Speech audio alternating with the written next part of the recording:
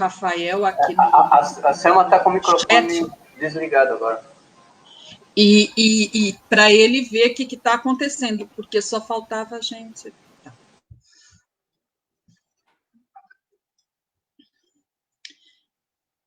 Bom, acho que já estamos no ar, né? Olá a todos e todas, sejam muito bem-vindos a este encontro para discussão sobre condições de trabalho dos profissionais da educação básica. Uma das dimensões da pesquisa FAPESP que estamos realizando.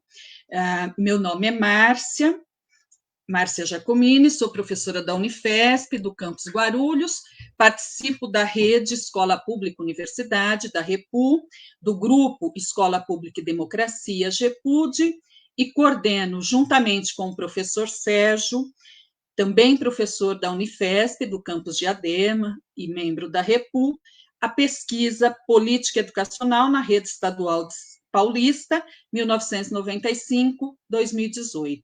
É uma pesquisa financiada pela FAPESP. Em março desse ano, nós realizamos nossa última atividade presencial. Foi um seminário da pesquisa, e neste seminário, que nós realizamos no dia 14 de março, no sábado que antecedeu o fechamento, né, a suspensão das atividades presenciais nas escolas, nas universidades, que antecedeu o início da quarentena, nós discutimos que deveríamos realizar alguns seminários para discutir com os professores da educação básica, professores, diretores, supervisores, agentes escolares, os resultados da nossa pesquisa. Naquele momento, evidentemente, ainda pensávamos em encontros presenciais, mas já discutimos a necessidade de realizarmos, de transmitirmos os encontros para que os profissionais da educação de outras regiões do Estado pudessem participar. Bom, passados 6 meses daquele encontro, e na impossibilidade da realização de seminários presenciais, mesmo com transmissão online, nós decidimos pela realização de 3 lives para discutir esses resultados com os profissionais da educação básica. Então, realizaremos esta live hoje, que discutirá relações e condições de trabalho desses profissionais. No dia 17 de outubro, realizaremos uma outra live para discutir a política e a gestão da rede estadual, e no dia 14 de novembro, discutiremos o ensino médio e a juventude em luta. O objetivo dessas lives é justamente apresentar os resultados e as análises que estamos realizando, mas principalmente ouvir os profissionais da educação básica, de forma que possamos avançar nas nossas análises. Bom, estamos realizando essa live em meio ao intenso debate sobre o retorno às atividades presenciais na educação básica, debate este marcado por um movimento da imprensa de apoio à reabertura das escolas e uma forte articulação do setor privado por meio de seus representantes, Todos pela Educação, Instituto Ayrton Senna, Fundação Lema, entre outros, em defesa da abertura das escolas.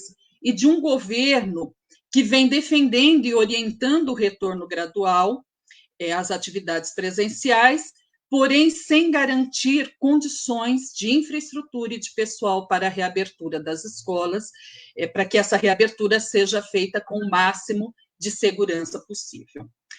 A pandemia mostrou, na verdade, escancarou a precariedade das condições de trabalho, em termos de infraestrutura, o número de alunos por sala, o número insuficiente de profissionais, especialmente de agentes escolares. E essa situação intensificou essa precariedade num contexto que, além da limpeza da escola, é necessário fazer a desinfecção, por exemplo, para que as crianças possam voltar às escolas. A maioria das nossas escolas não tem espaço suficiente para garantir para garantir esse espaço entre os alunos, que é indicado o distanciamento, que é indicado nos protocolos. Tampouco tem profissionais em número suficiente para realizar um retorno com alguma segurança. Bom, portanto, estamos aí diante de uma situação bastante complexa. Contudo, nesta live, nós não discutiremos diretamente estas questões, as questões relacionadas à infraestrutura, as questões relacionadas ao número de alunos por sala, mas discutiremos questões relacionadas às relações e condições de trabalho referentes à forma de ingresso, o vencimento, a jornada de trabalho e a progressão na carreira das 5 categorias: professor, diretor, professor coordenador, agente escolar e supervisor de ensino. E consideramos que são questões também muito importantes e que dizem respeito às condições de trabalho, às relações de trabalho no cotidiano dos profissionais da educação básica. A pesquisa Política Educacional na Rede Estadual Paulista, 1995-2018, ela foi gestada na REPU, na Rede Escola Pública e Universidade. E após a aprovação pela FAPESP, o grupo de pesquisadores foi ampliado e hoje nós contamos com uma equipe de 86 professores da educação básica e superior, diretores e supervisores de ensino, estudantes de graduação e pós-graduação e 4 bolsistas. A REPU é formada por professores da Unicamp, da UFSCar, da UFABC, da USP, da Unifesp e do Instituto Federal de São Paulo e professores da educação básica. Desde a sua formação, em 2016, ela tem se dedicado a estudar a política educacional paulista e realizado intervenções visando colaborar com o direito à educação de qualidade e socialmente referenciada. Nós acreditamos que a produção de conhecimento sobre educação deve estar em permanente diálogo com o cotidiano das escolas públicas e a serviço do monitoramento e do controle social das políticas educacionais. Consideramos que estudar um longo período da política educacional paulista, em que um mesmo partido, o PSDB, esteve no comando do Estado, pode contribuir para uma melhor compreensão dos problemas e desafios que a educação paulista enfrenta e nos permite um melhor acompanhamento das políticas públicas para a educação. Para a REPU, o conhecimento deve vincular-se ao propósito de mudar a realidade, na melhor tradição da imperiosa necessidade de não apenas interpretar o mundo, mas transformá-lo.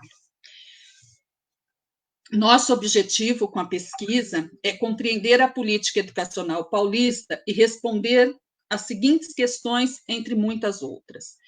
Quais são os pressupostos ideológicos, políticos, educacionais que têm orientado os programas e projetos ao longo deste período? Em que medida a política educacional paulista tem cumprido os objetivos expressos nos documentos? O que essa política tem significado em termos de universalização e da qualidade da educação básica, em termos da gestão da escola e do sistema de ensino, em termos das relações e das condições de trabalho dos profissionais de educação? Trabalhamos inicialmente com a hipótese de que a política educacional no período foi orientada pela nova gestão pública, com a introdução de pressupostos da gestão privada na escola e no sistema de ensino, em detrimento de uma gestão democrática voltada à universalização e à qualidade socialmente referenciada da educação pública. Gostaríamos de destacar, como sempre nos lembra a professora Lisete, que esta é a primeira vez que pesquisadores das 5 universidades públicas de São Paulo, USP, Unesp, Unicamp, UFSCar, Unifesp, o UFABC e o Instituto Federal, e mais 2 instituições privadas, a Unisal e a Faculdade Zumbi dos Palmares, se juntam para estudar a política educacional da rede estadual de São Paulo, num período longo, num período de 24 anos, envolvendo 6 gestões. Para o desenvolvimento da pesquisa, nós organizamos grupos de trabalho que se encarregaram de aprofundar o estudo de cada uma das dimensões abordadas. As dimensões abordadas na pesquisa são gestão, políticas curriculares, financiamento da educação, relações público-privado, privatizações, dados educacionais e demográficos, sujeitos sociais e relações e condições de trabalho, tema da live de hoje. Esses GTs são coordenados pelos seguintes pesquisadores. Gestão, o GT Gestão é coordenado pelo professor Sérgio Stocco, da Unifesp. Políticas curriculares, pelo professor Silvio Carneiro, da UFABC, e a professora Isabel Belo, da Unifesp.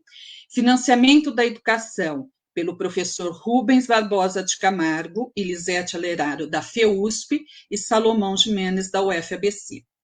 Relações público-privado e privatizações, pelo professor Fernando Cássio, da UFABC, e a professora Tereza Adrião, da Unicamp.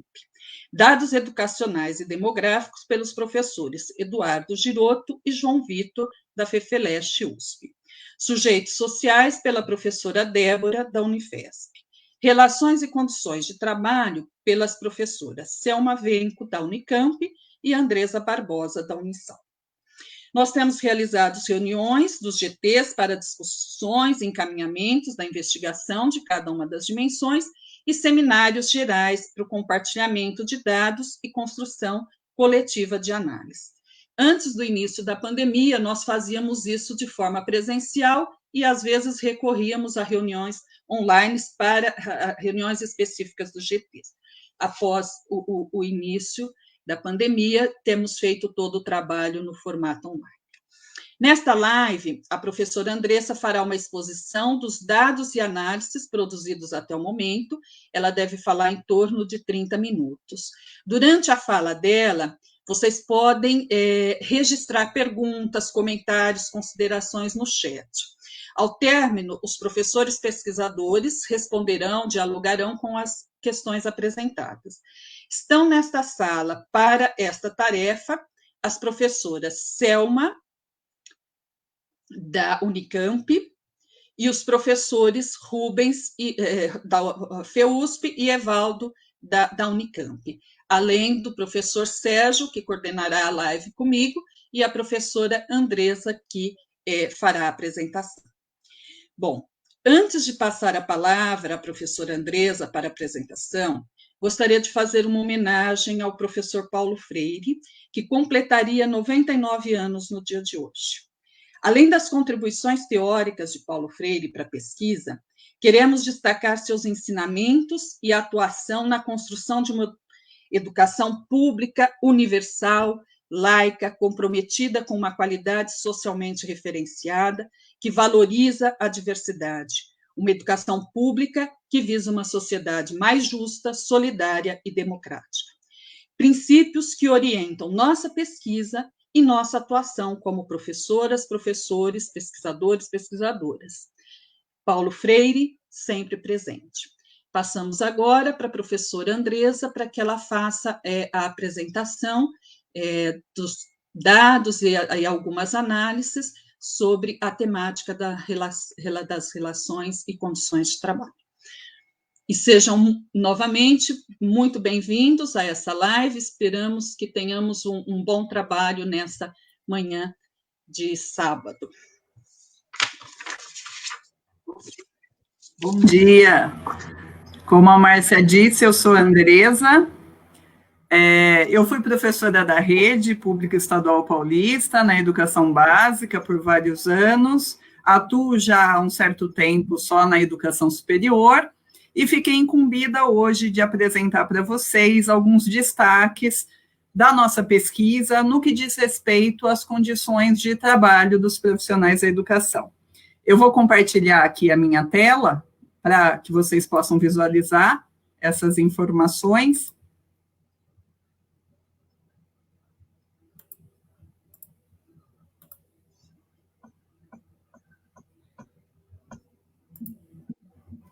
Ok? Já dá para ver a tela?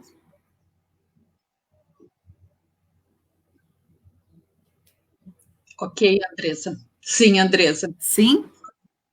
Então tá bom. Então, vamos lá. Então, gente, o objetivo geral dessa dimensão da pesquisa foi analisar as relações e condições de trabalho de professores, de diretores de escola, de supervisores de ensino, de professor coordenador e de funcionários vinculados à Secretaria da Educação. Como a Márcia disse, a gente vai enfocar preferencialmente, principalmente aí, as formas de contratação, as questões relacionadas à carreira, aos vencimentos e à jornada de trabalho. Como objetivo específico, a gente buscou ainda verificar em que medida o trabalho dos profissionais da educação está em consonância com a legislação nacional, que trata, né, da valorização dos profissionais da educação, compreender o que tem de similar e o que tem de específico entre as condições de trabalho de cada um desses segmentos que a gente analisou, e aprender como a política de pessoal se articula na rede às políticas educacionais gerais. E, por fim, também compreender a influência da nova gestão pública, né, que é a utilização aí de modelos de gestão semelhantes aos modelos de gestão do setor privado na política de pessoal. Bem, o primeiro destaque que a gente gostaria de fazer aí para vocês diz respeito às formas de contratação de professores. Então, olhem só, olhando o período todo que a gente analisou, de 1995 até 2018, a gente observa uma coisa interessante, que é a inversão do número de professores contratados efetivos e do número de professores não efetivos. Então, a linha verde aí é a linha de professores efetivos. Então, a gente começa o período, nosso primeiro dado aí é de 1994, com 82 mil professores efetivos. Esse número ele vai variando ao longo dos 23, 24 anos, nesse caso, e em 2018 a gente chega a 121 mil professores efetivos. A gente tem uma inversão do número de professores não efetivos. Olha só, a gente começa em 94 com 124 mil professores não efetivos, também vamos tendo variações ao longo dos anos, uma queda no número de professores não efetivos nos últimos 5 anos, e em 2018 a gente tem aí 68 mil professores não efetivos. Em princípio, isso soa como algo positivo, né? Em princípio, a gente olha para isso e fala, olha, legal, a gente tinha praticamente 60% de professores não efetivos no início do período e 40% de professores efetivos. E no final do período a gente inverte isso, a gente tem algo em torno de 60% daí de professores efetivos e algo em torno de 40% de professores não efetivos. Isso parece positivo em princípio, né, porque a gente fica com a ideia inicial de que a gente teve uma redução da contratação de professores não efetivos, ou mais, né, que a gente teve um aumento da contratação de professores efetivos, mas quando a gente analisa o número total de professores, que é essa linha laranja, amarela aí de cima, a gente observa que não é bem essa a conclusão que a gente pode chegar, né? Então, olhem só, a gente começa o período com um total de 206 mil professores, também temos oscilações ao longo do período, chegamos a um pico de 250 mil professores em 2014, e temos uma redução de mais de 60 mil professores nos últimos 4, 5 anos, chegando em 2018 com 190 mil professores. Quando a gente avalia onde é que essa redução se deu, é que a gente pode ver que essa redução se deu principalmente entre os professores não efetivos. A contratação de professores efetivos nos últimos anos, ela tem se mantido, né? Embora tenha tido também uma redução, um pouco mais discreta, mas uma redução aqui nos últimos anos. Então, na verdade, a gente vê que não é que a rede tenha ampliado a contratação de professores efetivos, mas que essa redução é grande, inclusive, né, de cerca de 25% do total de professores nos últimos 5 anos, ela se deu principalmente dentre os não efetivos. Um outro dado que ajuda a gente a compreender um pouco isso é esse aqui, que apresenta o total de professores PEB1 e PEB2 no período que a gente analisou. A Márcia mencionou um pouquinho isso no início, né? Embora a pesquisa ela analise as políticas educacionais paulistas no período entre 95 e 2018, a gente não necessariamente conseguiu dados para todos os períodos. A gente teve uma dificuldade bastante grande de obter dados de alguns períodos com a rede, sobretudo os períodos, né, de mais tempo aí. Então, por exemplo, PEB1 e PEB2, a gente conseguiu os dados de 98 em diante. Olha que interessante, em 98, que foi o primeiro ano da implementação do Fundef, a gente tinha um número mais ou menos que equilibrado aí, mais ou menos que meio a meio, né, entre professores PEB1, que são os professores que atuam nos anos iniciais do ensino fundamental, e os professores PEB2, que atuam nos anos finais do ensino fundamental e no ensino médio. Então, olhem só, a gente vai tendo ao longo dos anos um aumento no número de professores PEB2, desculpe, uma queda nos últimos anos, como já apontado, mas a gente tem no período todo uma queda muito grande de professores PEB1, o que a gente imagina, é claro, que seja decorrente, né, do processo de municipalização, em princípio, dos anos iniciais do ensino fundamental no Estado, que foi impulsionado, sobretudo, pela implementação do Fundef, a partir de 1998, e também pela não realização de concursos públicos, né? Durante todo esse período foram realizados somente 2 concursos públicos para a contratação de professores PEB1. Isso faz com que a gente tenha um número muito maior de professores não efetivos dentre os PEB1 do que dentre os PEB2, proporcionalmente, né? Então, essa queda nos últimos anos aí tem a ver com aquela queda que eu apontei anteriormente do número de professores não efetivos. Essa prática de contratação de profissionais não efetivos, ela tem sido uma constante em todos os segmentos que nós analisamos. Aqui, por exemplo, a gente traz a porcentagem de diretores e supervisores de ensino designados, portanto, não efetivos no cargo de diretor e de supervisor. Né? O dado aí que a gente obteve é de 2008 a 2018. Então, em 2008, a gente observa aí que a porcentagem de diretores e supervisores designados era bem menor, né? 18% para os supervisores e 16%, desculpa, está errado, 18% dos diretores e 16% dos supervisores, e essa porcentagem vai crescendo, né, para os 2 segmentos, tanto para os supervisores quanto os diretores. Vejam só, diretores, a gente chega em 2017 com 56% dos diretores da rede não efetivos. 56% dos diretores, portanto, designados. A gente tem um concurso público aí, o que faz reduzir um pouco o número de não efetivos, mas, de qualquer forma, a gente chega em 2018 com 38% de diretores não efetivos e 36% de supervisores não efetivos.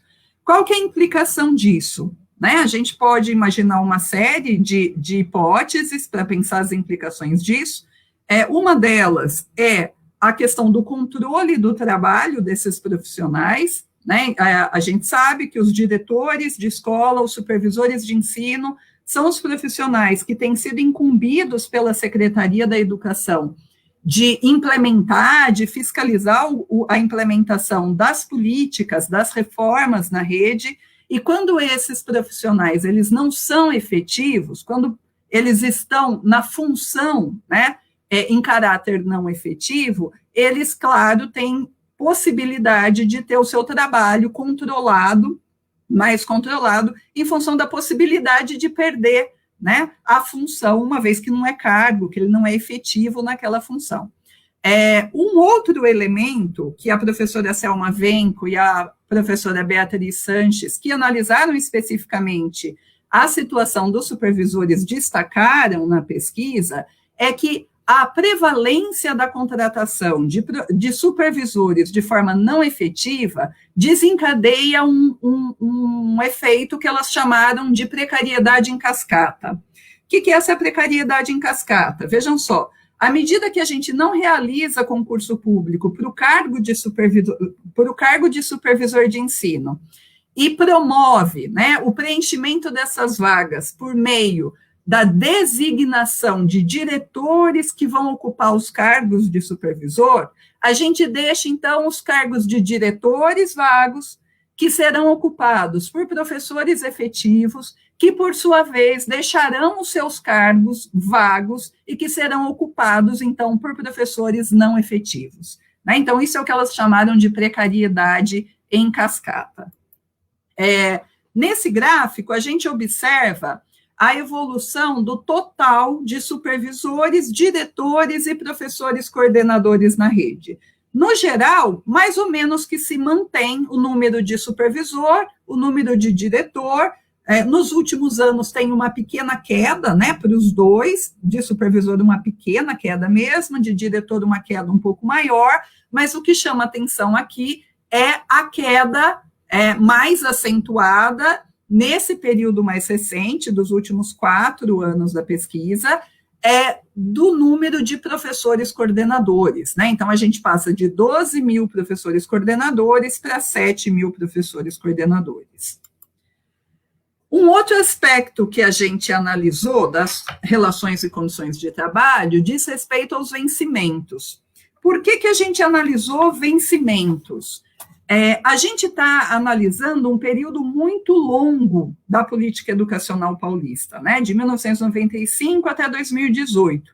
Seria muito difícil a gente lidar com as informações relacionadas a salário desse período todo, porque isso implicaria obter informações da folha de pagamento, né, de todo esse período. Já os vencimentos, que são os ganhos que são estipulados para o funcionalismo público por meio de leis, seria factível, né, a gente analisar para esse período tão grande. Então, observando os vencimentos do PEB-1 e do PEB-2 entre 95 e 2018, a gente constatou que o vencimento inicial do PEB-1 teve um crescimento de 220% no período, enquanto o vencimento inicial do PEB-2 teve um crescimento de 226% no período todo. A questão é que a inflação registrada no período foi de 322%. Então, a gente vê que não só a gente não teve aumento real nos vencimentos dos professores, como a gente teve também uma redução significativa do poder de compra desses vencimentos. Nesse sentido também, uma comparação bastante interessante aí é a dos vencimentos dos professores na rede pública estadual paulista com o valor estabelecido pela lei federal que criou o piso salarial profissional nacional. Então, em 2008, o governo federal aprovou uma lei que estabeleceu um valor mínimo abaixo do qual nenhum professor dentro do território nacional deve ser remunerado, considerando aí uma jornada de 40 horas aula. Em 2009, que foi o primeiro ano da implementação do piso, o valor do piso para uma jornada de 40 horas equivalia a R$ 950. Em 2018, que foi o último ano que a gente analisou, o valor do piso equivalia a R$ 2.455. Então, o valor do piso ele é corrigido anualmente em função da variação do Fundeb. Então, nesse período, de 2009 a 2018, a gente observou um aumento de 158% do piso, né, do valor do piso. Em 2009, que foi o primeiro ano da implementação do piso, vejam só, o vencimento inicial do PEB-1, e daí por que a gente está considerando o PEB-1 aí inicialmente, né? Porque a lei do piso prevê que esse valor seja para um profissional com formação em nível médio, que equivale à exigência mínima para o professor PEB-1, né, na rede pública estadual paulista. Então, comparando o valor do piso com o valor do vencimento inicial do PEB-1, em 2009, olha só, 2009, o vencimento inicial do PEB1 era de R$ 1.309 por uma jornada de 40 horas. Então, a gente fez o cálculo aí de uma jornada de 40 horas. Então, nesse momento, em 2009, o salário do PEB1, o vencimento inicial do PEB1 era 37,8% superior ao que era estabelecido pela lei nacional, que estabeleceu o piso. Em 2018, vejam só o que acontece, o vencimento inicial do PEB1, estabelecido pela lei complementar de 2018, é de R$ 2.233. Então, a gente observa aqui que entre 2009 e 2018, a gente teve um crescimento do vencimento inicial do PEB1 de 71%. E olha só, o crescimento do piso foi de 158%. Isso faz com que em 2018 a gente tenha uma diferença de menos 9% no vencimento inicial do PEB1. Né? Então, em 2018, o vencimento inicial do PEB1 é 9% abaixo do estabelecido pelo valor do piso em 2018. Aqui está fora do período da pesquisa, né? Mas só para destacar a título de curiosidade, o valor do piso em 2020 é R$ 2.886, o que coloca o vencimento inicial não só do PEB1 abaixo da lei do piso, quanto o vencimento inicial do PEB2 também no estado de São Paulo, abaixo da lei do piso. Então, aí a gente vê que o estado de São Paulo está descumprindo a lei federal que obriga todos os sistemas de ensino a remunerar os professores acima desse valor estabelecido pela lei. Uma outra comparação interessante para a gente entender a questão dos vencimentos é comparar os vencimentos dos profissionais da educação na rede com o salário mínimo necessário. O DIEESE faz o cálculo do salário mínimo necessário com base na Constituição Federal, considerando aí o que seriam as necessidades básicas do trabalhador e quanto custaria manter essas necessidades básicas, né? Alimentação, vestuário, moradia, lazer, enfim. Então, o DIEESE, calculando o valor dessas coisas, ele faz o cálculo do salário mínimo necessário.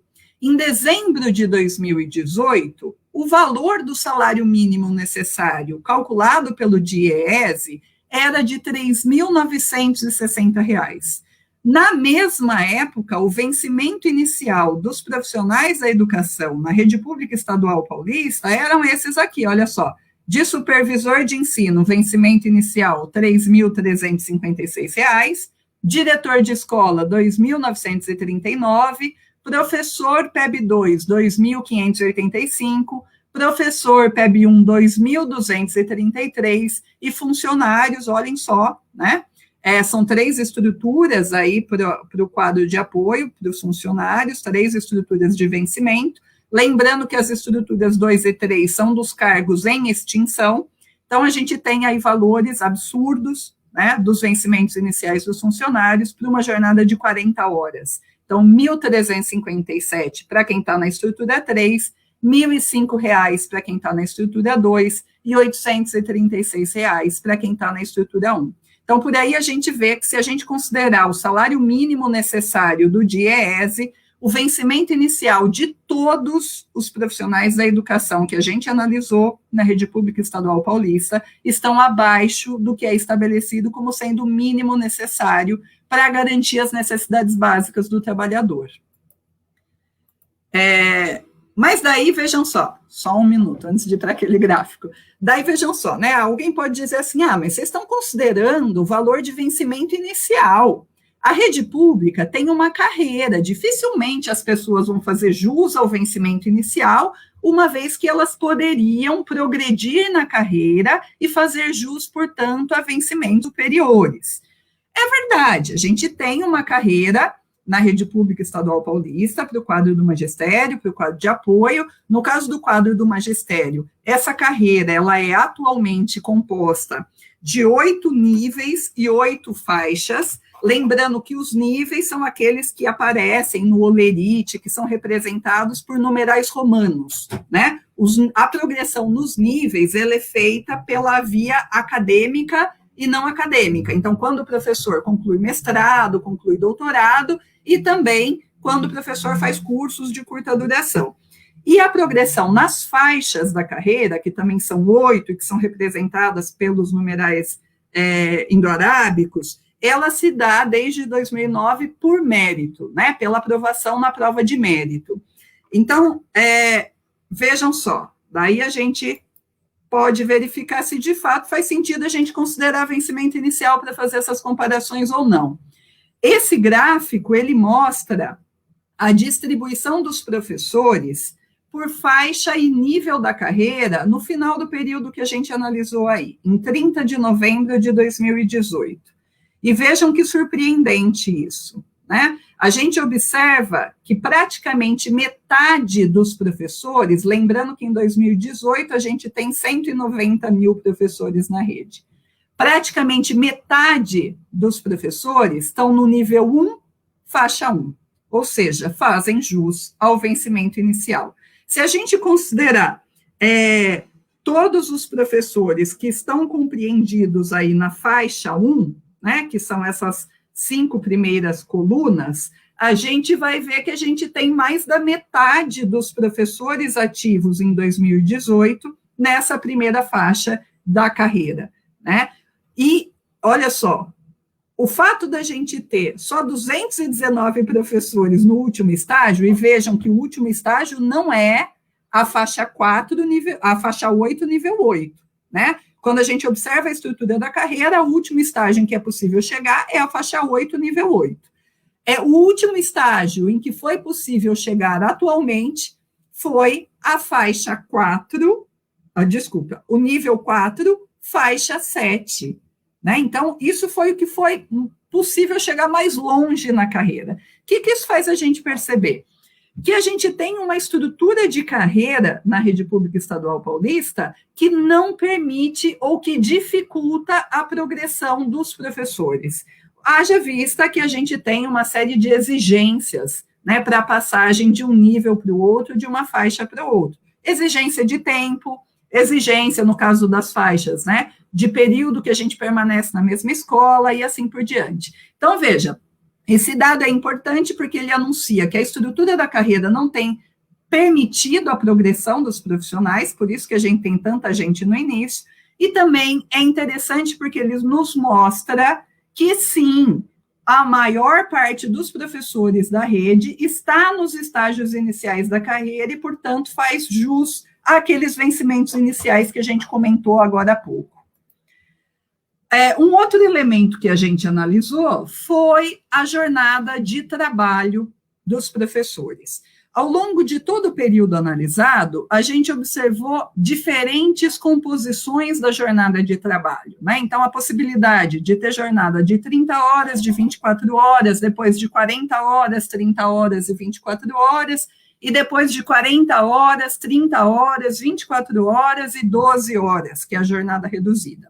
Isso vai na contramão de uma reivindicação histórica da categoria, que é a contratação por meio de jornada de trabalho integral. Então, o Estado de São Paulo, ao longo de todo o período, permitiu a contratação de professores em jornadas distintas, né, que não só a jornada de trabalho integral.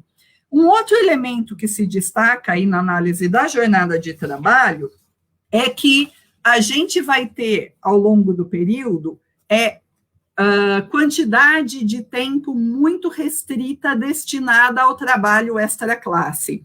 Então, mesmo antes da lei do piso, quando a gente ainda se orientava pelas recomendações do Conselho Nacional de Educação, o tempo destinado ao trabalho extra-classe na jornada de trabalho dos professores paulistas estava abaixo do recomendado pelos documentos federais. Em 2008, quando a lei do piso foi aprovada, ela previa não só um valor mínimo abaixo do qual nenhum professor deveria receber, mas ela previa também uma estrutura de jornada que contemplasse dois terços do tempo para o trabalho em interação direta com os alunos em sala de aula e 1/3 da jornada para a realização do trabalho extra-classe, que a gente sabe que é fundamental, né? Preparação de aula, correção de provas e assim por diante. O Estado de São Paulo esteve sempre abaixo, então, do que era estabelecido por essas leis federais. Em 2012, o Estado de São Paulo realiza uma manobra, a gente tem considerado que tenha sido uma manobra, para fazer o ajuste da jornada à lei do piso e contemplar, assim, 2/3 com aluno e 1/3 sem aluno na jornada. O que é interessante a gente observar aí, né? Aqui a gente tem um quadro que mostra as mudanças na jornada anterior a essa resolução de 2012 e posterior. Então, antes da tentativa de ajuste à estrutura da jornada estabelecida pela lei do piso e depois. Então, antes, a gente estava acostumado a pensar a organização da nossa jornada em 40 horas aula, né? Então, o que um professor que tinha 40 horas aula normalmente dizia? Dizia que ele tinha um contrato de 40 horas aula, 33 aulas ele passava com alunos e 7 aulas sem alunos, né? Entre a TPC e a TPL.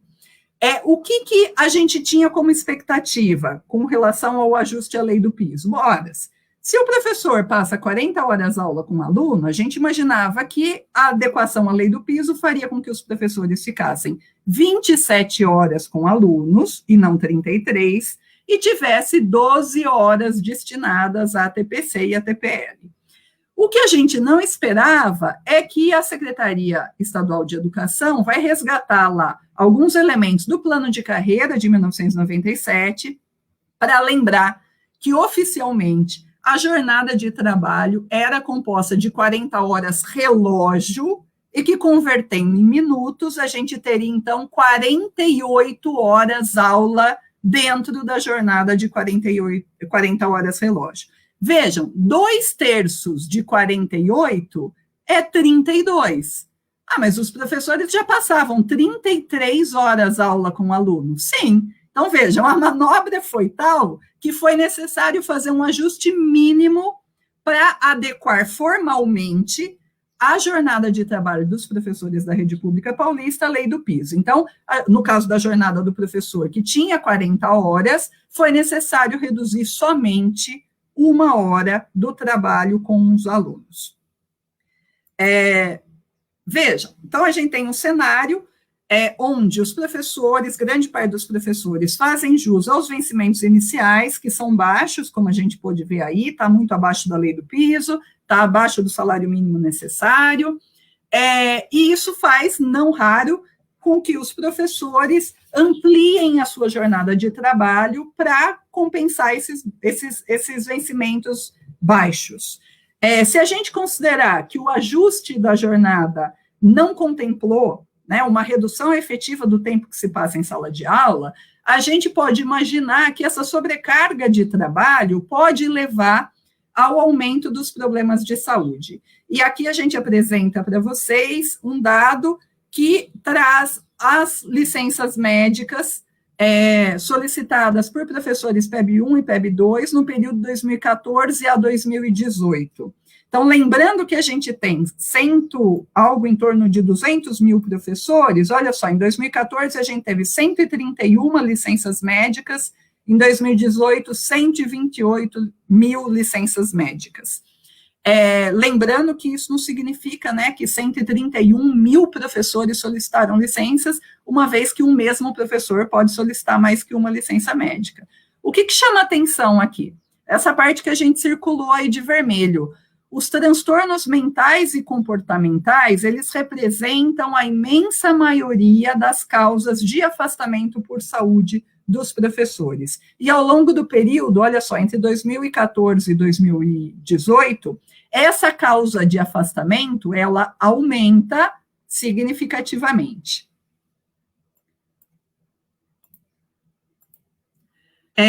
Por fim, né, alguns destaques sobre o quadro de apoio escolar.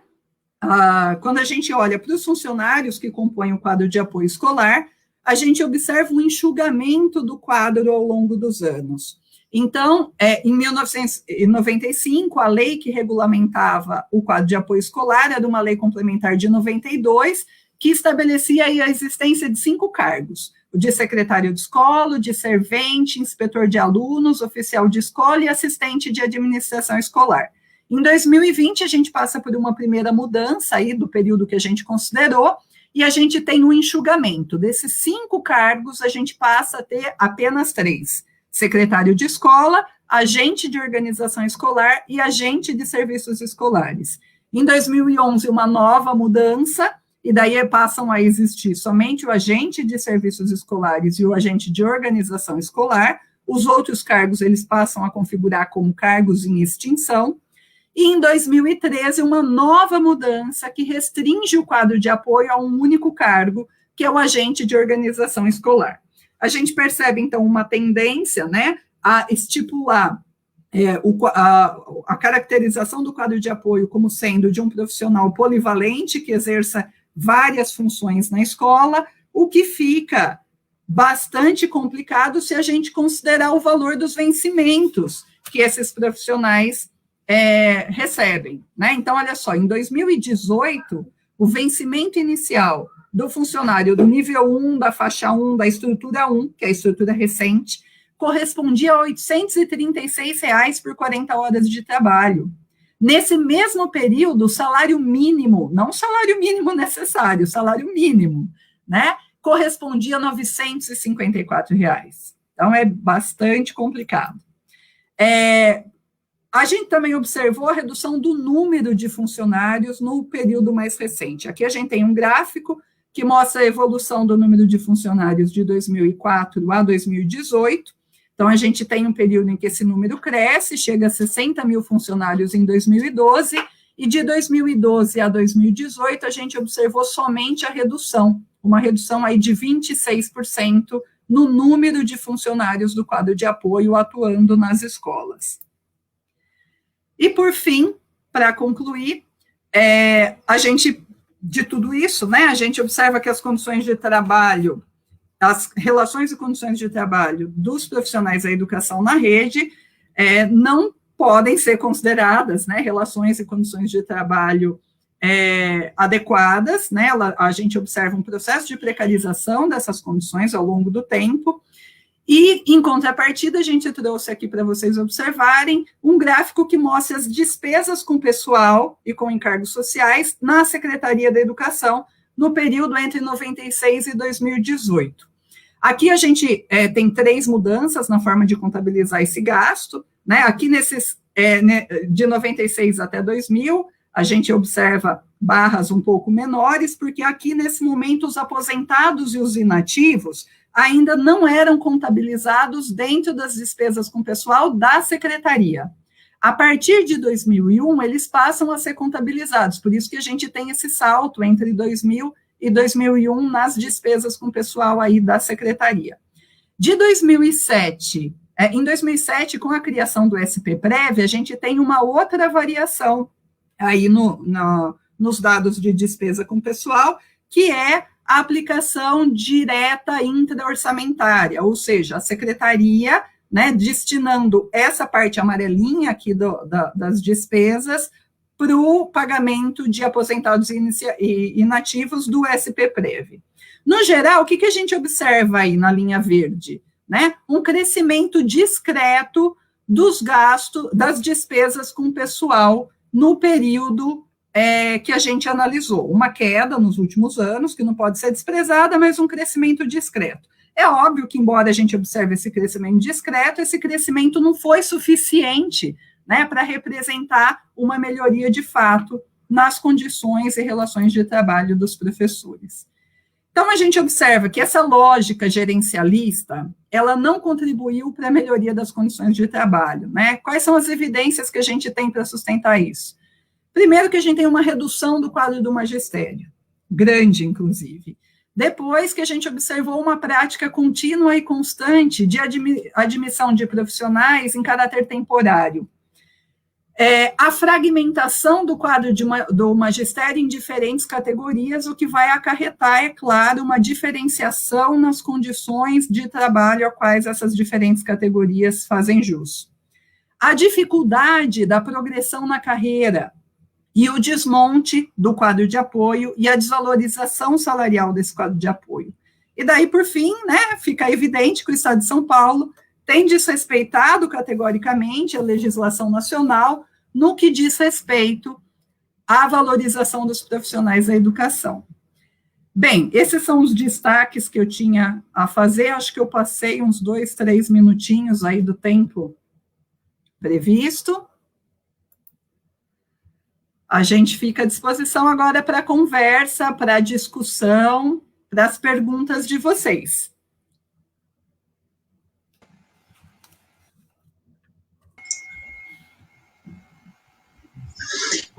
Bom, o professor Sérgio vai organizar agora o debate, a discussão, tendo em vista as perguntas, os comentários que as pessoas que estão participando fizeram no chat. E vamos lá, Sérgio. Bom, primeiro, bom dia a todas e todos. Já vou fazer aqui um alerta inicial, viu? Não se assustem, não aderi aqui aos youtubers, então não tenho cabeleireiro, não tenho maquiagem, não tenho estúdio em casa, né? Então ainda não aderi à uberização do professor e essas formas de precarização do teletrabalho. Bom, primeiro, uma satisfação estar aqui com vocês, né? E vamos tentar trabalhar aí, inspirados pelo Paulo Freire, numa lógica que permita uma conversa franca, aberta, dialógica, né? Porque o objetivo final dessa live é que vocês ajudem a pensar essas informações que nós trouxemos da pesquisa, né, de forma crítica, até para que repensemos as formas como observamos os dados, como interpretamos a política educacional e assim por diante. Então, aqui tem sempre essa forma particular, né, desse modelo de comunicação. Então, tem várias aqui debates já no chat, né, as pessoas já vão se interrelacionando, isso é muito bom, depois nós também vamos observar todos esses debates, mas vou colocar alguns pontos iniciais que as participações foram muito interessantes, então, alguns pontos iniciais para a gente aqui abrir o cenário de debate do pessoal que está na sala. Então, a primeira coisa, né, aquele comentário geral, ainda quando a Márcia estava falando, né, das condições atuais, do momento da pandemia. Então, teve uma fala da Amanda lá, um pouco síntese, né, dizendo assim, olha, nunca tivemos efetivamente condições de trabalho, né, então o próprio título já vira uma crítica para a gente pensar, né, quando a gente fala de condições de trabalho, se em algum momento isso existiu, ou se estamos trabalhando com algo ainda no nosso horizonte distante. Aí as questões específicas, né?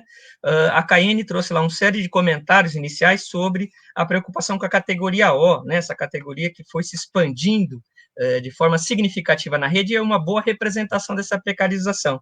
Então, aqui acho que tem um elemento para a gente debater sobre aquela questão ali das faixas, né?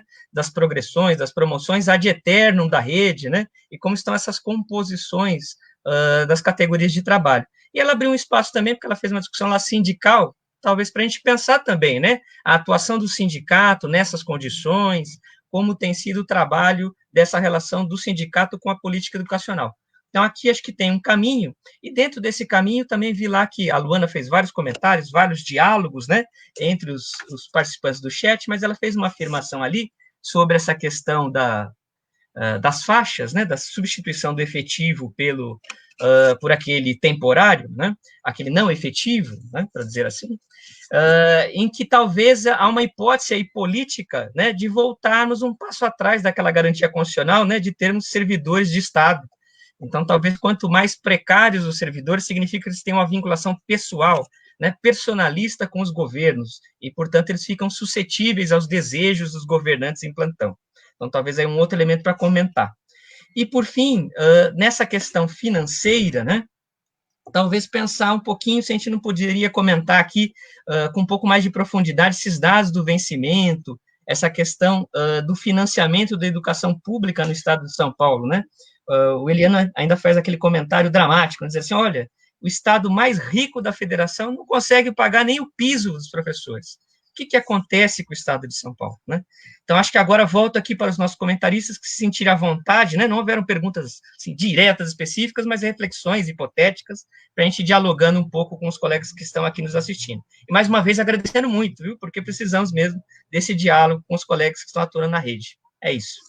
Quem que se disponibiliza agora é a começar os comentários, Márcia? Sérgio, não, vou acrescentar uma pergunta, né? Uma solicitação do Gabriel para que os nossos debatedores aqui comentem sobre as licenças médicas e, em especial, se nós temos dados sobre as licenças dos agentes escolares, porque ele está no chão da escola e percebe que aumentou o número de licenças entre esses funcionários. Quem quer começar? Posso começar? Por favor, Céu. Bom, vou começar pela última questão sobre as licenças médicas, né, Gabriel? Só registrando que, para a obtenção desse dado, é sempre muito complicado, né? A Esther Duarte Gonçalves está desenvolvendo uma dissertação de mestrado, está quase para defender sobre isso, e os dados sempre foram muito difíceis de serem coletados. No momento, a gente tem apenas os dados dos docentes, né, mas está no horizonte aí que a gente tente conseguir dos demais. Agora, uma questão que é muito importante a gente prestar atenção mesmo sobre a questão das licenças médicas é como existe uma política educacional no estado de São Paulo que ele vai retirando direitos sem efetivamente dizer, não é, como a reforma trabalhista que suprimiu direitos, etc. Não é? Então, como é esse mecanismo? Isso a gente precisa ficar muito atento. Então, estou fazendo esse link com a questão médica porque tangencia isso diretamente. Então, por exemplo, nas pesquisas de campo que eu tenho feito, a Esther também realizou, o que a gente observa é que os professores têm ido ao trabalho, não é, doentes, não é? Isso no período aí presencial, obviamente.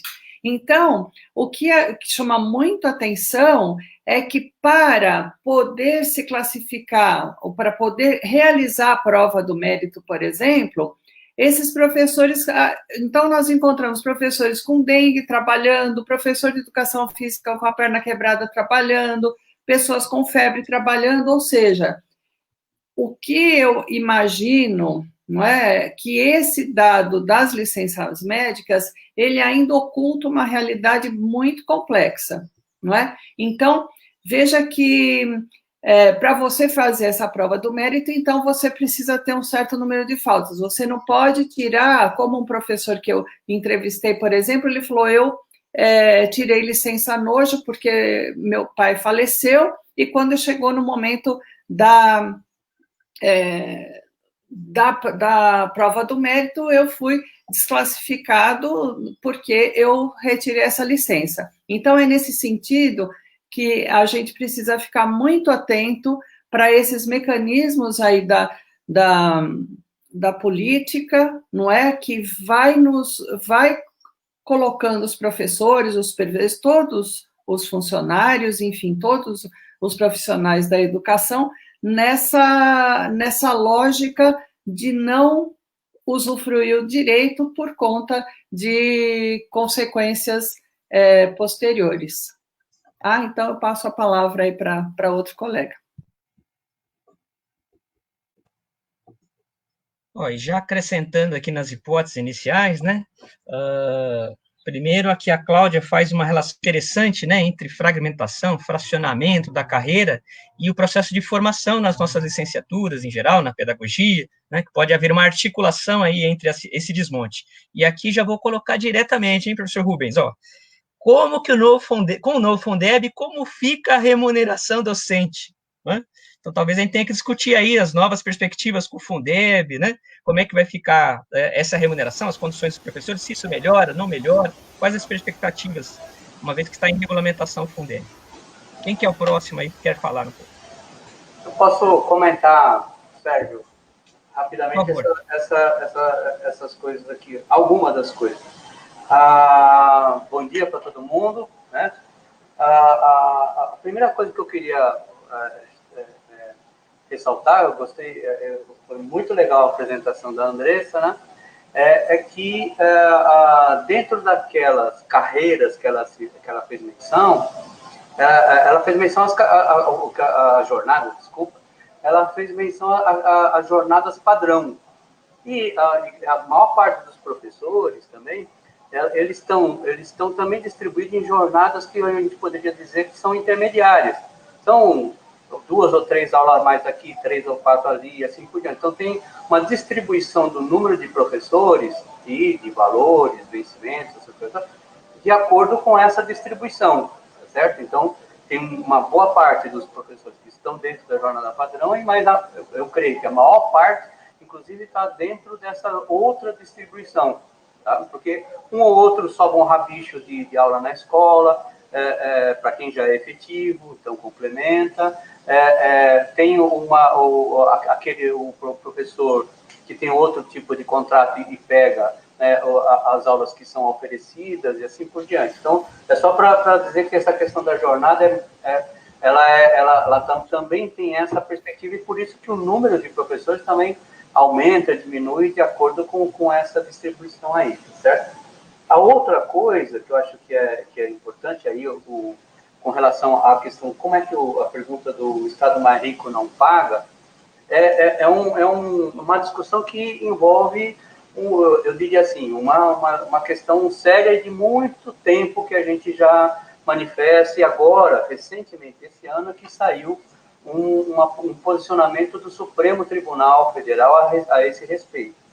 Que a questão é a seguinte: a Secretaria de Educação, ela faz o pagamento, né, de pessoal. Agora estou me referindo, então, ao pagamento pessoal. Lembrando que pessoal, então, não é só pagamento de professores, tá certo? Professor, diretor, funcionário, todo mundo que está lá dentro. E no pagamento de pessoal também envolve não só os vencimentos, mais as gratificações, etc., que os professores efetivamente, professores, diretores, supervisores e funcionários efetivamente recebem, mas também os encargos trabalhistas que o governo também tem que recolher, e quem faz esse tipo de pagamento também é a própria, sai da própria Secretaria de Educação. Então, dentro do pessoal estão todos esses valores, tá? E o que o Supremo decidiu nesses últimos tempos é que que vem sendo praticado há muito tempo dentro da Secretaria de Educação é o pagamento de inativos, né, e pensionistas, né, dentro dos recursos de manutenção e desenvolvimento do ensino. Veja, a gente acha que essas pessoas têm todo o direito de receber o salário delas, ou o pagamento delas, contribuíram para a educação paulista, mas ela não está realizando um trabalho que a gente pode considerar como de manutenção e desenvolvimento do ensino, que é isso que determina a vinculação constitucional, aquela coisa que a gente conhece, que tem que ter no mínimo 18% da União destinado para pagamento de IMDE, e nos estados e municípios, no mínimo 25%. Aqui no estado de São Paulo, inclusive, é 30%. Tá? Mas, por incrível que pareça, até os recursos do Fundeb, né, aqui em São Paulo, os governos colocaram, que é explicitamente proibido na lei do Fundeb, depois eu faço um link com a nova lei, etc., mas na lei do Fundeb está escrito de modo explícito que o recurso do Fundeb é para pagamento de profissionais do magistério, ou profissionais da educação, né, em efetivo exercício. Está escrito literalmente isso na lei. Mas o governo do estado utiliza parte disso para também fazer o pagamento de inativo. Então, o que eu estou... E se vocês observarem aquele gráfico que a gente mandou, o que aconteceu com ele? É que é como se fosse assim, o dinheiro que está disponível para pagar aquelas pessoas que estão na ativa, ele teve um movimento de ascensão, mas se vocês repararam, né, no gráfico, ele diminuiu, né, nos últimos anos. O que eu estou querendo dizer com isso é que, para quem está trabalhando diretamente nas escolas, e que está com aluno pela frente, etc., esses recursos diminuíram e não aumentaram. Percebe? Então, daí também uma condição, quer dizer, de arroxo salarial, como a Andressa demonstrou, quer dizer, não acompanhou a inflação, não se aproximou do salário mínimo necessário, não atinge o piso, então, porque ele faz uma manobra para complementar, ele faz uma leitura ilegal, no meu modo de ver, do que é a lei do piso, porque a lei do piso também é muito clara, dizendo que o piso é o vencimento inicial de uma carreira, tá certo? Isso também está consagrado pelo Supremo. E também está consagrado pelo Supremo Federal que a jornada de trabalho dos docentes ela é composta, a jornada de trabalho do docente é composta por tempo com aluno e tempo sem aluno. E essa jornada com o aluno é equivalente a 2/3 do período de trabalho, e a jornada sem aluno, que é atendimento à comunidade, preparação, correção, etc., é de 1/3. Vários estados no Brasil,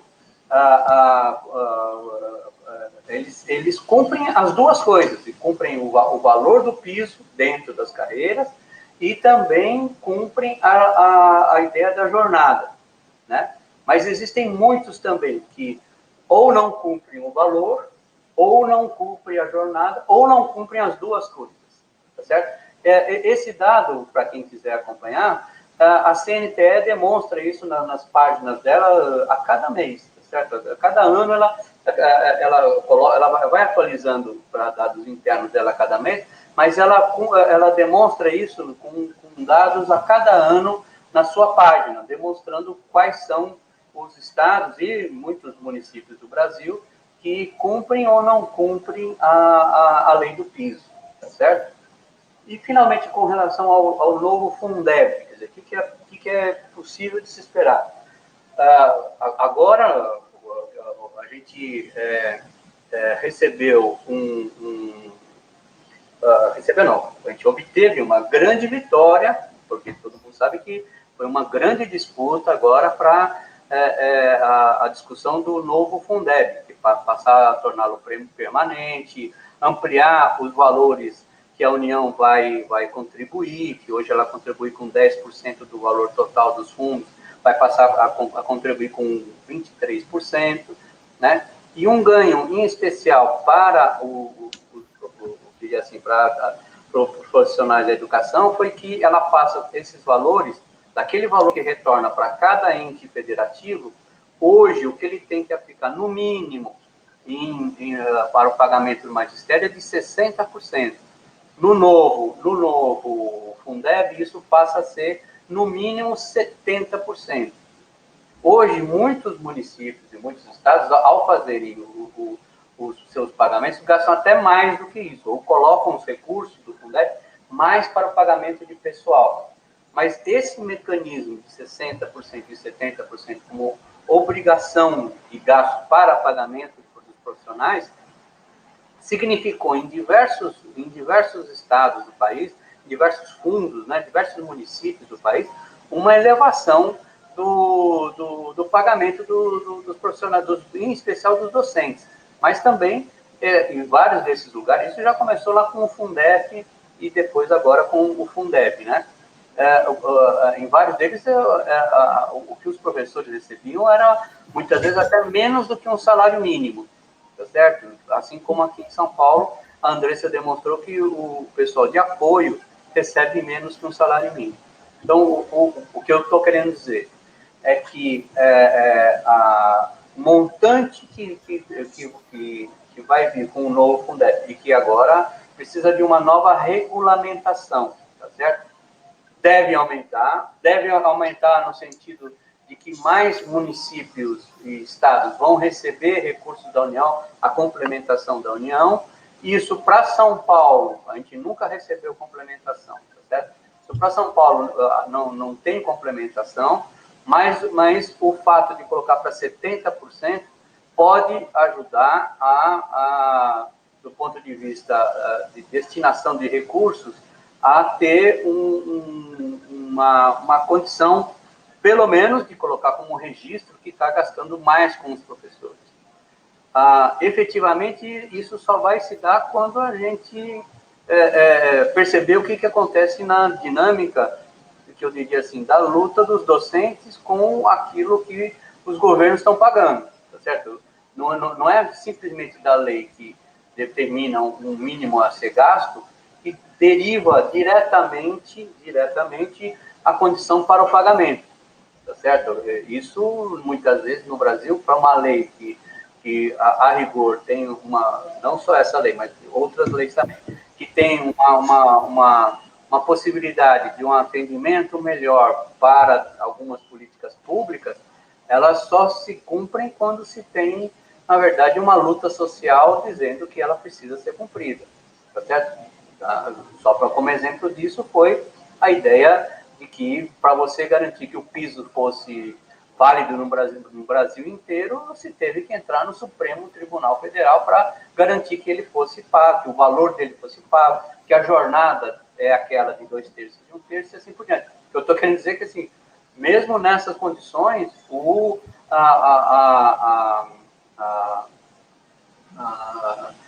exige luta da categoria, em especial docente, para que essas conquistas também sejam realizadas, tá certo? O João está falando aqui que é verdade, o piso nacional em muitos lugares também se transformou em teto, né? Quer dizer, na medida em que os diferentes entes federativos começaram a pagar o piso também, eles alteraram as estruturas das suas carreiras e que normalmente impedem os professores de progredirem e fizeram uma espécie de achatamento das carreiras. E também a gente pegou em pesquisas que a gente realizou, tá? Bom, é um pouco isso, vou passar aí para as pessoas também continuarem as suas respostas. Obrigado pela atenção. Acho que o Evaldo poderia falar um pouco, porque o Rubens já falou aí da questão da luta sindical, então acho que ele poderia emendar e comentar um pouco essa questão. Isso. Aí depois, Márcia, já podia entrar a Selma também, né, com essas medidas sobre redução, porque teve vários comentários aqui daquele movimento que a gente conhece do desalento da carreira, né? O professor, com toda essa precariedade, vai se desestimulando. Exato, e a Selma pode comentar medidas também sobre as exonerações que a Luana também perguntou. Lembrando que, vamos lá, professor Evaldo. Primeiro, bom dia a todos, bom dia Rubens, Selma, Márcia, Sérgio, Andresa, parabéns pela exposição aí, Andresa. O que a gente observa do ponto de vista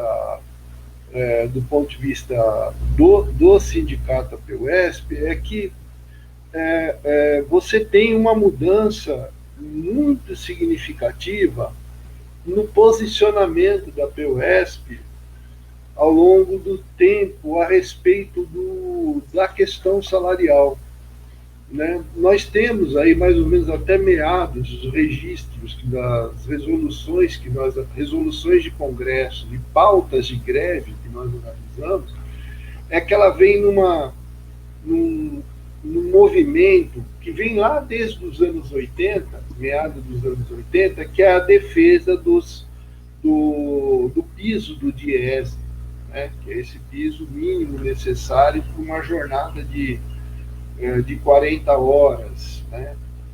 Ou às vezes também de 5 salários mínimos por uma jornada de 40 horas. Essa defesa, ela vem sendo feita até mais ou menos ali nos congressos que antecedem a promulgação da lei do piso. A partir da promulgação da lei do piso, a APUESP se volta mais a fazer a defesa do cumprimento da lei do piso do que a defesa histórica do piso do DIEESE, se é que vocês me entendem. Então, quer dizer, há uma mudança. Por quê? Porque a gente observou que a consonância e a defesa das políticas empregadas pelo governo federal passa a ser defendida no âmbito do Estado. Uma delas é a própria lei do piso. Outra questão que é muito forte, que aparece também muito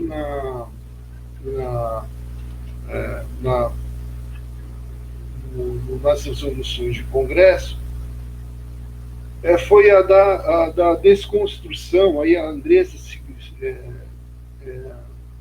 citou, da Lei 444 de 85, ou daquele plano de carreira de 85, e a transição dele e a mudança da lei os planos de carreira pela 836, e depois toda a mudança que vem sendo feita. Então, nas resoluções de Congresso, a PUESP vem debatendo isso e fazendo críticas ao modelo, ao novo plano de carreira e à desconstrução do plano de carreira. Quando a gente entra no governo Serra, e aí você tem a lei 1093, que é bastante... O arcabouço jurídico, legal e de regulação do trabalho estabelecido no governo Serra é bastante criticado pela PUESP. Nós observamos também algumas dessas resoluções uma questão importante. Em determinados momentos, a PUESP aponta para o aumento da precarização com a promulgação da Lei 1093, ou seja, naquele que já era o contrato precário, a substituição daqueles ACTs antigos, ou a categoria F, e o crescimento nesses contratos precários da categoria O.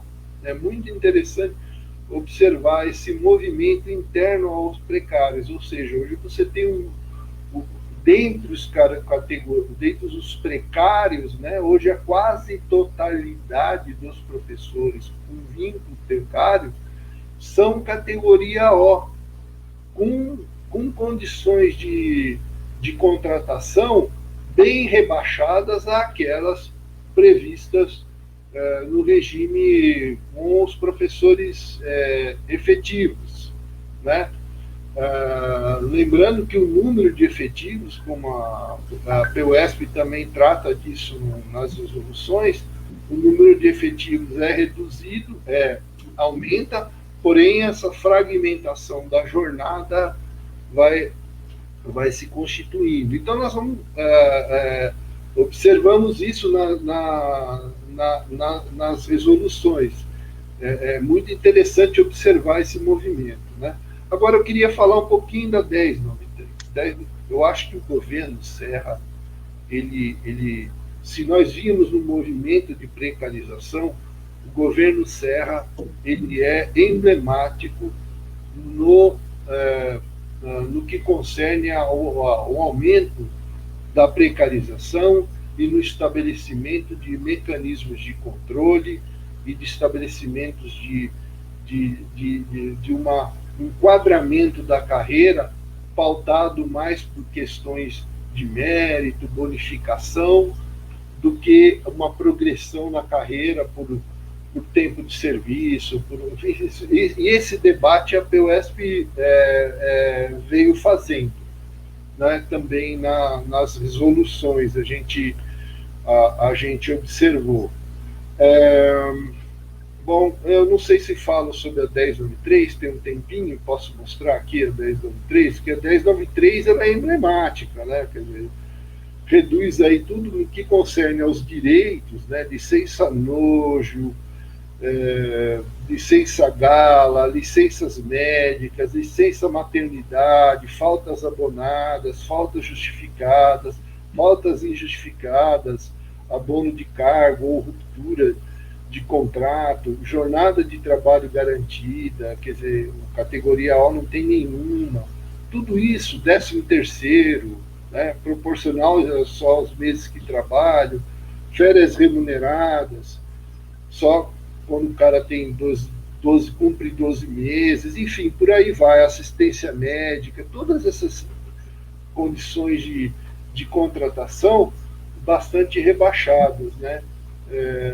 Isso também está lá na 1093, só para destacar aqui a questão do governo Serra. Então, é bastante interessante.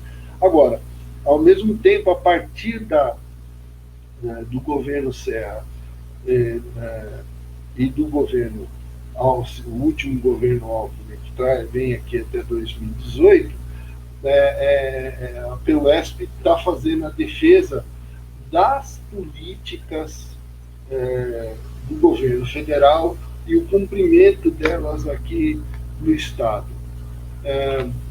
Basicamente é isso. Depois eu comento mais alguma outra coisa.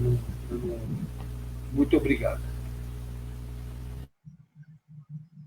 É isso, obrigado, professor Evaldo. Acho que agora eu já passo direto aqui para a professora Selma, né, para falar um pouquinho sobre as medidas da redução, né, dos docentes, colocando aqui que no chat um destaque aqui, a questão do gênero, né, a dramática situação da professora Luana, né, ninguém aceita nem que a pessoa pode ser mãe. Olha só onde chegamos. Vamos lá, professora Selma. Obrigada, Sérgio. Olha, acho que eu vou iniciar minha fala em defesa do funcionalismo público para chegar aí nas medidas, não é?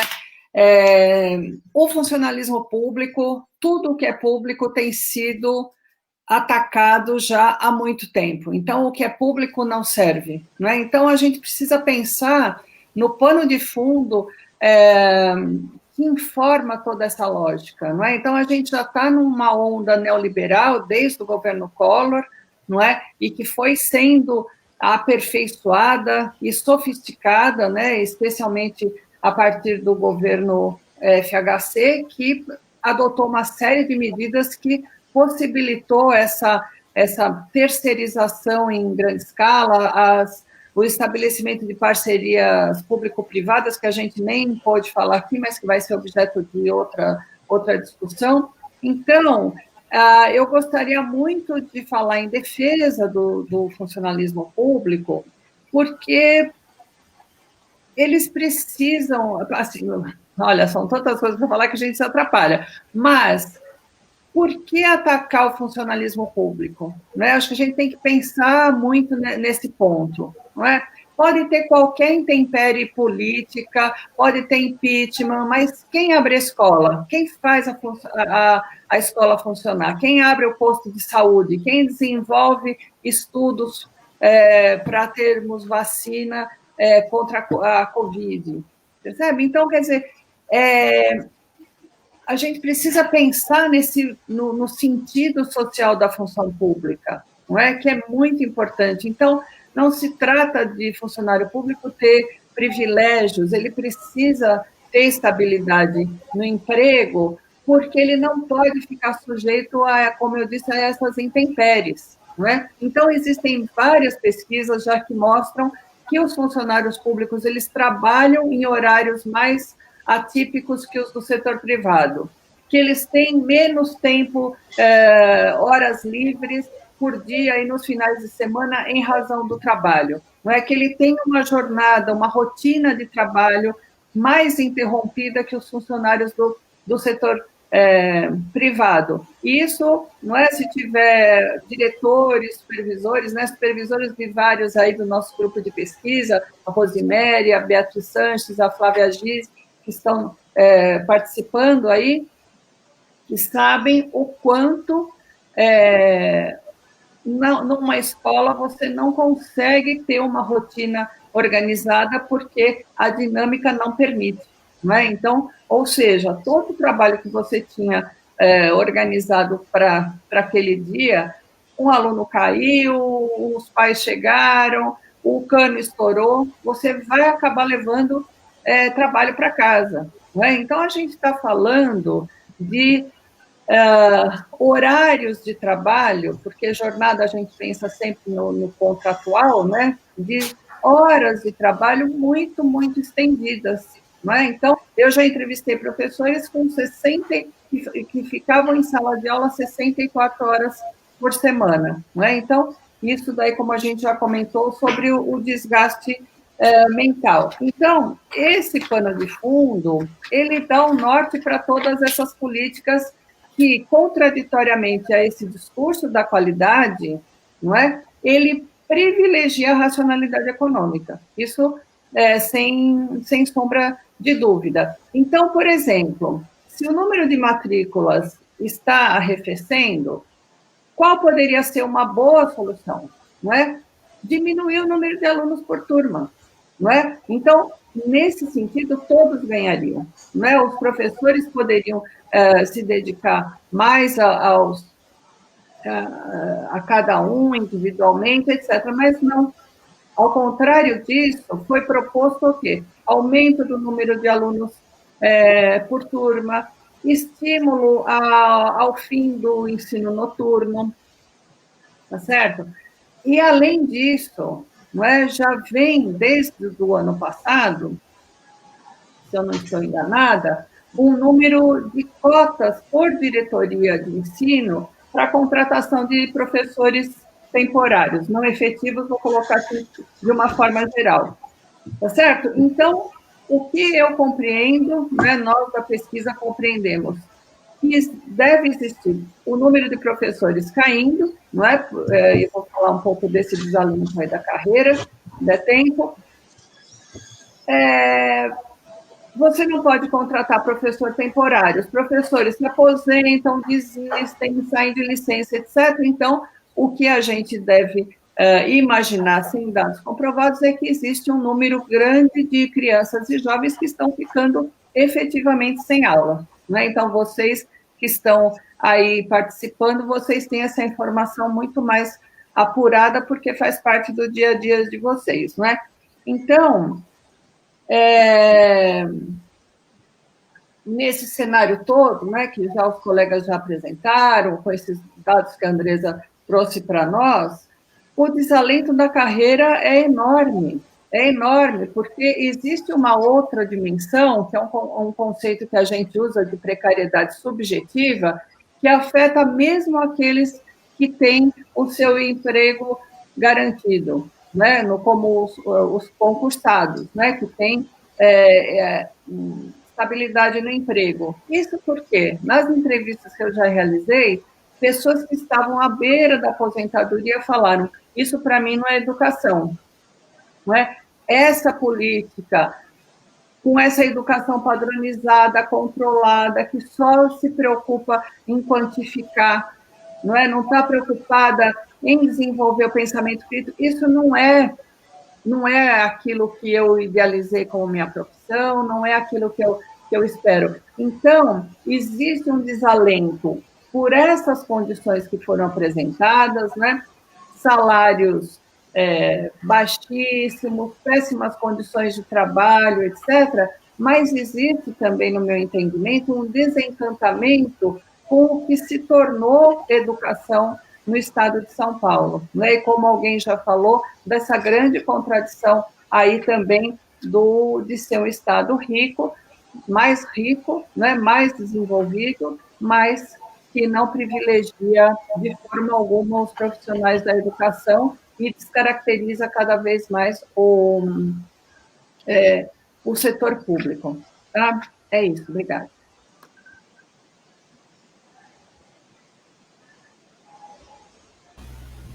Eu vou falar em complemento à Selma. É notório também, quando nós analisamos as resoluções, os documentos da PUESP, é que esse sentimento de precariedade vai se constituindo, vai estabelecendo uma identidade deteriorada, não apenas no professor, essa identidade marcada por essa precarização, pela dificuldade de encontrar forças para resistir, também afeta o próprio sindicato, né? O sindicato parece que também vem uma postura, evidentemente que isso está relacionado também com questões mais amplas do próprio sindicalismo, uma mudança do perfil daquele que foi o novo sindicalismo na passagem dos anos 80 para os anos 90 em diante, que é uma postura mais vinculada à luta pela via institucional, pela participação institucional, privilegiando conselhos, a luta judicial, do que a luta concreta. Você tem um número de a luta através das greves, como foi nos anos 80. Você tem uma redução expressiva do número de greves, porém, as últimas greves, apesar das últimas greves terem sido mais longas, aí, de 2015 para cá, greves mais alongadas, mas o número de greves também, e a dificuldade de mobilizar a categoria, também se expressa. Talvez aí por uma dificuldade mesmo de encontrar forças e resistência. Então, a PUESP caminhou para uma disputa mais institucional, né? É evidente que também nós estamos enfrentando uma agenda que é a agenda dos reformadores empresariais, né? Essa agenda dos reformadores empresariais, elas vêm com o propósito mesmo de desconstruir, como bem colocou a Selma, o serviço público, ou desconfigurar aquilo que é o serviço público. Ou seja, você ataca o servidor público para sucatear o serviço público. Quer dizer, o alvo é o servidor para você poder sucatear e mostrar a improdutividade do setor público, enfim. Essa lógica empresarial baseada em dados, em índice, indicadores, etc., ela só serve para legitimar esses processos que atingem diretamente os servidores públicos. Os reformadores empresariais têm como meta, né, objetivo, aqui eu acompanhei documentação, seminários, etc., desconfigurar essa carreira com estabilidade, com promoções por tempo de serviço. Está aí a reforma administrativa, que não nos deixa mentir, está posta hoje essa reforma administrativa, que desconfigura completamente o trabalho, e enquadrar o trabalho em critérios de produtividade, né? Tendo a instabilidade vinculada à produtividade, a promover a maior estabilidade e, ao mesmo tempo, vincular a estabilidade ou a permanência do sujeito sobre critérios produtivos, né? Critérios de resultados. A reforma administrativa está posta aí e insere agora uma avaliação de desempenho, vamos dizer assim, que é o desfecho desse projeto da nova gestão pública. Enfim, tem muita questão, muita coisa para falar. Com relação à questão das licenças médicas das mulheres, etc., olha, veja lá a redução drástica de 6 para 4 meses das licenças médicas, né? Quer dizer, o número de meses que uma mulher que é categoria O, professora, tem de licença para gestante, por exemplo, né? Essa dificuldade. A lei das faltas médicas, alguém perguntou, ela tem promovido o aumento das licenças médicas. Por quê? Se a pessoa não pode faltar para ir fazer uma consulta, ela prefere retirar uma licença e se afastar do trabalho. Então, é isso que está acontecendo, né? Bom, enfim, era isso.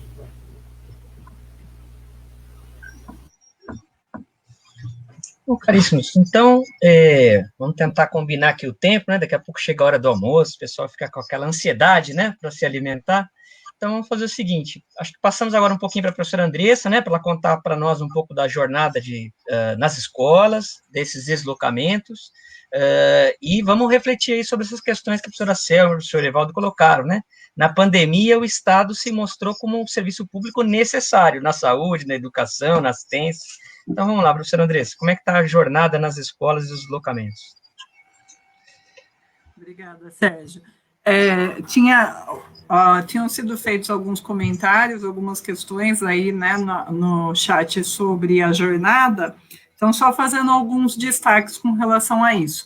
O Rubens também mencionou que o que eu apresentei foi a jornada que oficialmente é a jornada quando a gente assume um cargo, né? Então, quando eu me efetivo na rede, eu tenho que fazer uma opção por jornada, que é uma daquelas 4, né? 12 horas, 24 horas, 30 horas ou 40 horas. No entanto, a gente sabe que o tempo de trabalho dos professores, a carga horária de trabalho dos professores, muitas vezes é algo distinto dessa opção de jornada, porque mesmo para os professores efetivos, é possível, além da opção de jornada feita, acumular carga horária suplementar. A gente não, e no caso dos professores não efetivos, o pagamento é feito em função da carga horária efetivamente trabalhada.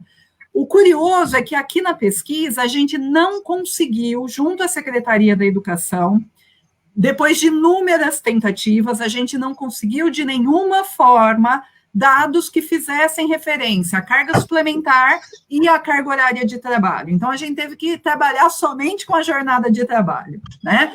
Mas eu concordo com vocês, né? À medida que vocês vão sinalizando, outras pesquisas com as quais a gente já trabalhou, já apontaram para essa questão do professor assumir uma jornada de trabalho, uma carga horária de trabalho, muitas vezes extenuante, né, e ter que conciliar isso, muitas vezes, com o deslocamento, né, que é o que a Rose vai apontando aí no chat. Então, sobretudo para aquelas disciplinas que contam com um número pequeno de aulas por turma, muitas vezes, para compor uma jornada de integral, é necessário que o professor integre essa jornada em mais que uma escola, o que demanda aí um tempo de deslocamento bastante grande. Nos municípios do interior, esse deslocamento muitas vezes envolve mais que um município, inclusive, né? Então, nesse sentido, que eu acho que isso é importante de pontuar. A gente não conseguiu, a Secretaria afirma não dispor de dados a respeito de carga suplementar dos professores efetivos e carga horária de trabalho dos professores não efetivos, né? O que é bastante complicado.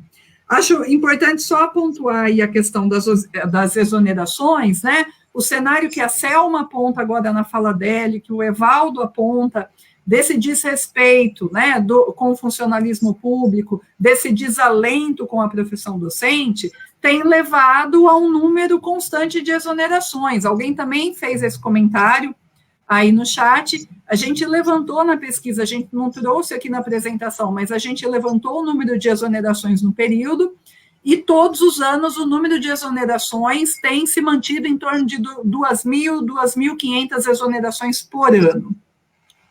A gente também levantou o número de quinquênios por professores.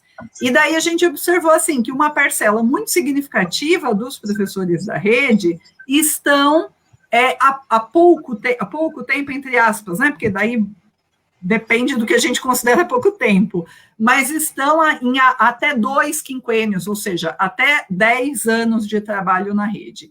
Então, isso faz com que a gente perceba que esse desrespeito com o funcionalismo público, que esse desalento com a carreira docente, que essa precarização das condições de trabalho tem colocado os professores para fora do trabalho docente na rede pública estadual paulista. Por isso que a gente tem, né, o número de exonerações constantes, por isso que a gente tem poucos professores há muito tempo, né, na carreira, poucos professores com muitos quinquênios, né, em função desses elementos que a gente já foi apontando.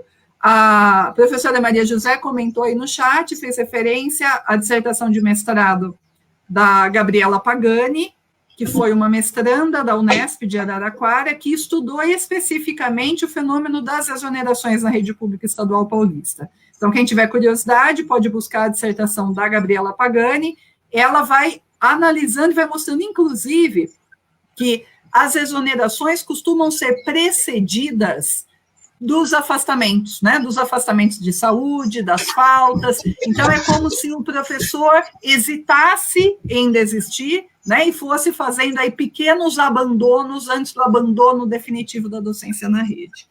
Acho que é isso que eu gostaria de destacar.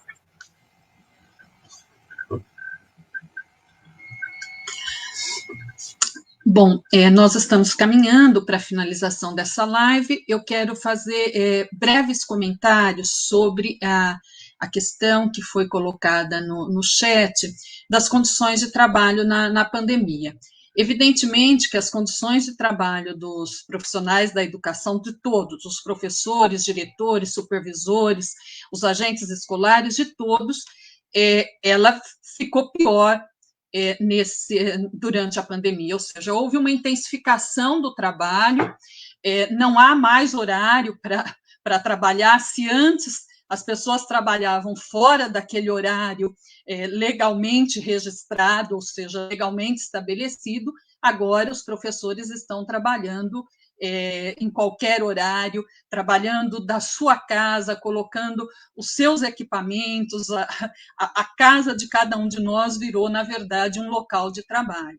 Então, com certeza, isso acabou intensificando essa precariedade que já existia antes da pandemia, né?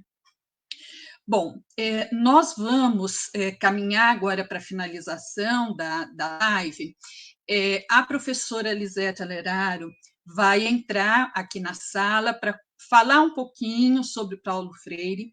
A professora Lisete, ela faz parte dessa pesquisa, ela faz parte também da Repu, mas ela trabalhou diretamente com Paulo Freire na gestão da Luísa Erundina no município de São Paulo, na rede municipal de São Paulo. Então, além de estudar o pensamento do Paulo Freire, de ser uma estudiosa do pensamento do Paulo Freire, é uma pessoa que trabalhou diretamente com ele. Então, nada mais oportuno de termos aqui a professora Lisete, que está se recuperando de um problema de saúde, para falar um pouquinho sobre o Paulo Freire para nós. Lisete, querida, que bom te ver, mesmo à distância. Seja muito bem-vinda aqui na live da pesquisa. Bom dia a todos. Nesse dia que a gente comemora, sem dúvida nenhuma, os 99 anos de uma referência educacional. Que bom que nós temos referências educacionais para poder citar, né? Que é o professor Paulo Freire. Eu não tenho dúvida que, e retomando o que a Selma colocou, esse momento de desvalorização do funcionário público, Paulo Freire também incomodava, porque ele defendia, sim, que professores, os educadores em geral, deveriam participar ativamente de reivindicações salariais, de reivindicações de melhoria das suas condições de trabalho, e, portanto, com a nossa live de hoje, Paulo Freire está aqui conosco, certamente. Eu queria lembrar somente de 2 pontos que eu acho que são fundamentais, são fundamentais e fundamentam nossa pesquisa, não é? Paulo Freire como um dos intelectuais que realmente contribui para uma reflexão melhor sobre o nosso país, né? Vou lembrar aqui que ele foi um educador que dizia que, efetivamente, a educação, ela é importante, e ela, no entanto, só é importante, e o conhecimento, se, de fato, isto significar uma transformação da sociedade, e que a sociedade se torne cada vez mais justa, não é? Por isso que ele incomoda, porque, de fato, ele vai dizer, não basta o conhecimento em si, não basta a contemplação, não é? E, portanto, hoje, que é um dia que todos os freirianos usam muito a palavra esperançar, né? Acho que ele hoje substituiria pelo termo vamos à luta, não é? Porque não é uma esperança de ficar sentado, mas o momento político brasileiro exige que a gente tenha uma participação muito mais ativa, muito mais efetiva, e que é um pouco o objetivo dessa nossa pesquisa, que reúne profissionais de todas as universidades públicas e mais dos que aderiram a esse importante trabalho de pesquisa sobre, afinal, o que é a política educacional do PSDB e o que é que eles têm feito conosco e com a rede pública de ensino de São Paulo, né? Eu iniciei, não vou falar aqui porque não vou entrar em detalhes, mas eu me efetivei em 1º de agosto de 1970, né, em plena ditadura militar. E, efetivamente, digo para vocês, claro, em termos de salário, nós, por incrível que pareça, ainda estávamos melhores, porque essa lógica dita moderna, não é, da política neoliberal não estava ainda presente, e, portanto, isto levava a uma outra condição de trabalho, de estudo e de atuação do professor. Eu estou colocando isso e gostaria de lembrar aqui, por fim, porque hoje não é para discutir Paulo Freire, mas que um dos princípios que garante a democracia é exatamente uma gestão democrática. E sobre isso, acho que Paulo Freire foi um dos poucos educadores, internacionalmente falando, que valorizaram, em primeiro lugar, a gestão democrática como linha condutora possível e necessária na construção de uma sociedade que efetivamente ouça as pessoas, conheça a totalidade dos seus habitantes e possa realmente, a partir da realidade concreta da vida e do trabalho dos seus alunos, construir um currículo que fosse significativo. Portanto, essa nossa primeira discussão sobre as condições de trabalho do professor tem tudo a ver com esse nosso professor querido, que é o Paulo Freire.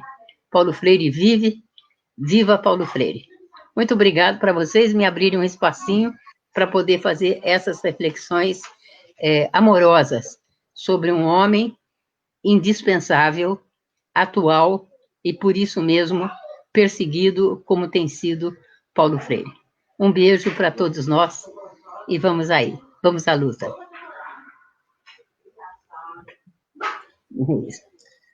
Bom, muito obrigado, professora Lisete, sua energia, né, transmite esperança para todos nós.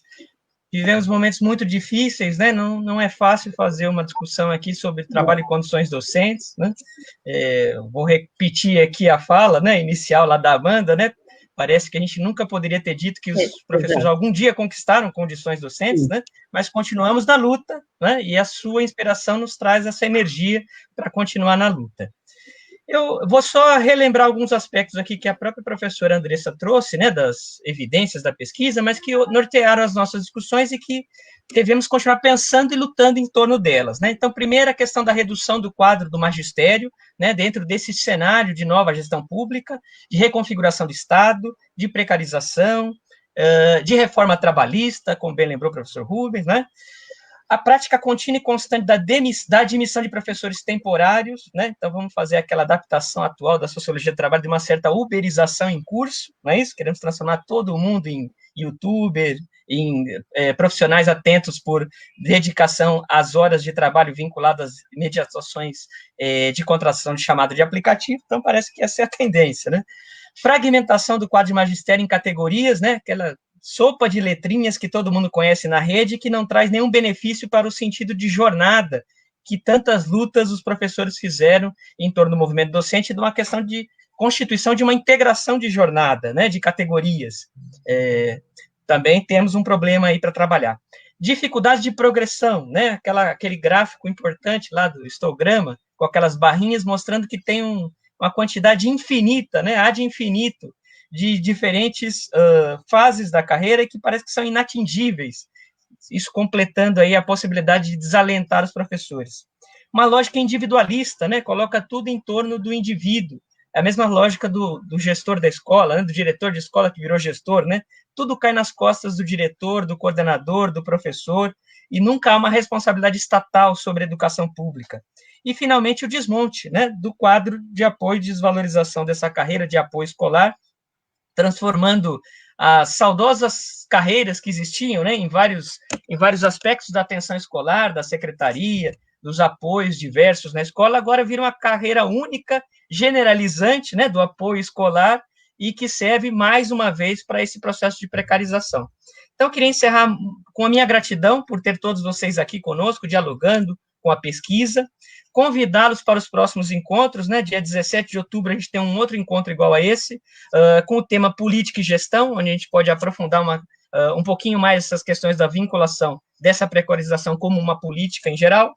E depois, no dia 14 de novembro, também já temos previstos um outro encontro aí para discutir o ensino médio, a juventude em luta, né? Vamos ficar com essa última palavrinha, em luta, né? É o que é absolutamente necessário nesse momento dramático que estamos vivendo de vários desmontes. Só para agradecer, então, abraço afatranos a todos, muito obrigado pela nossa conversa aqui, pela audiência, e fiquem bem, né?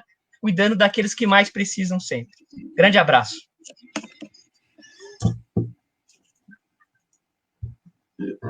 Tchau, gente. Muito obrigada pela participação. Esperamos ver todos no próximo mês e novamente em novembro para continuar nossa discussão sobre essa pesquisa das políticas educacionais na rede estadual de ensino. Lisete, um grande beijo. Andressa, Selma, Evaldo, Sérgio e Rubens, muito obrigada. E um agradecimento especial ao Rafael, que nos ajudou aqui na organização da live, na parte técnica da live. A todos os presentes, muito obrigada e até o próximo mês. É isso. Viva Paulo Freire! Todos aprendendo em comunhão.